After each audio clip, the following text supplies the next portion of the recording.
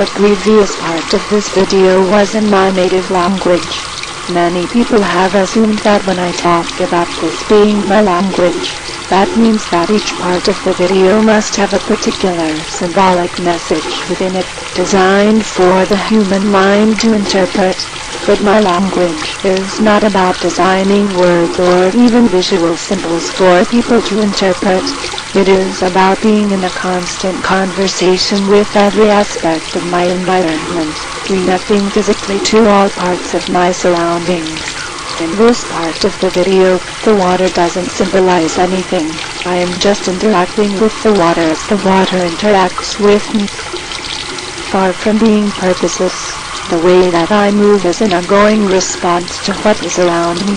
Ironically, the way that I move when responding to everything around me is described as being in a world of my own, whereas if I interact with a much more limited set of responses and only react to a much more limited part of my surroundings, people claim that I am opening up to true interaction with the world. They judge my existence, awareness, and personhood on which of a tiny and limited part of the world I appear to be reacting to.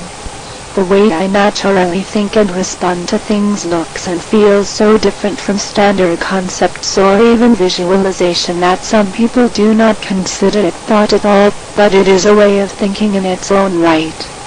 However, the thinking of people like me is only taken seriously if we learn your language, no matter how we previously thought or interacted. As you heard, I can sing along to what is around me. It is only when I type something in your language that you refer to me as having communication. I smell things.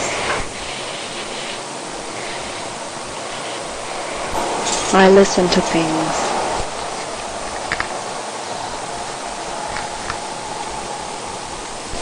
I feel things.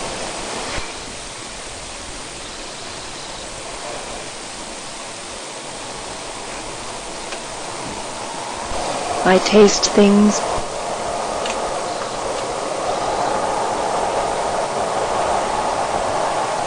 I look at things.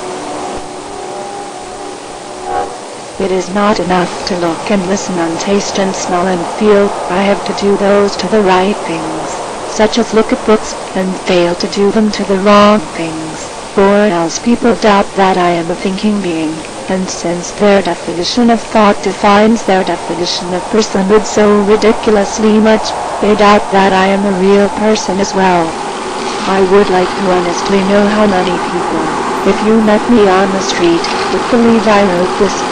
I find it very interesting by the way that failure to learn your language is seen as a deficit, but failure to learn my language is seen as so natural that people like me are officially described as mysterious and puzzling rather than anyone admitting that it is themselves who are confused, not autistic people or other cognitively disabled people who are inherently confusing.